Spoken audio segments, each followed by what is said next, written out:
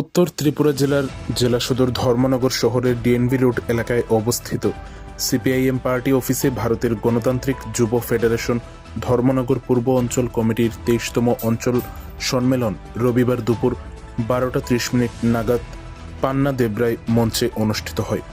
অঞ্চলটি সিপিআইএম ধর্মনগর মহকুমা দপ্তর সংলগ্ন হওয়ায় সম্মেলনে মঞ্চটি সেখানেই স্থাপন করা হয়েছিল। সম্মেলনের সভাপতি মণ্ডলীর সদস্যরা ছিলেন কবিতা দত্ত, রত্না মাহিষ্য দাস, মানিক পাল।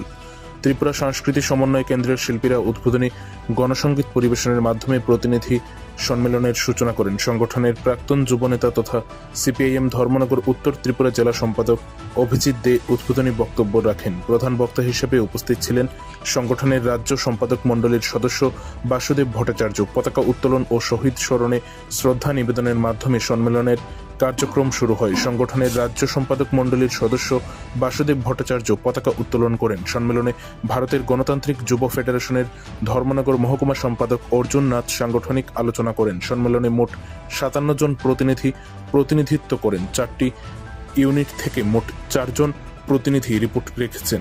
শোক প্রস্তাব উত্থাপন করেন ঐশিকা দেব ও প্রতিবেদন পাঠ করেন জয়দীপ দেব। এবং আগামী ৩ বছর যে কমিটিটা হবে আজকে, সেই কমিটি আগামী ৩ বছর আমাদের এই ধর্মনগর শহর যে পূর্ব অঞ্চল কমিটি, সেই অঞ্চল কমিটির সমস্ত যুবক যুবতীদের কাছে আমাদের সংগঠনের বার্তা এবং আমাদের সংগঠনের আগামী কর্মসূচি নিয়ে প্রত্যেকটা দিন মানুষের স্বার্থে কাজ করবেন।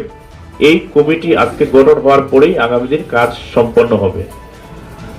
ভারতবর্ষের মানুষ তথা আমাদের রাজ্যের মানুষ, আমরা যে বিশ্বাসটা নিয়ে এগিয়েছিলাম যে রাজ্যে যে পরিবর্তনের হাওয়া ভারতবর্ষের প্রতিটা রাজ্যে বইছে, সেই পরিবর্তনের হাওয়ার সাথে বিহারে একটা নতুন সূর্যোদয় সম্ভবত হবে এবং এই পরিবেশটা ছিল এরকম। আমরা বিভিন্ন সময় লক্ষ্য করেছি, বিভিন্ন জায়গায় লক্ষ্য করে দেখেছি তৎকালীন সরকারের মন্ত্রী নেতাদেরকে ওই এলাকার সাধারণ জনগণ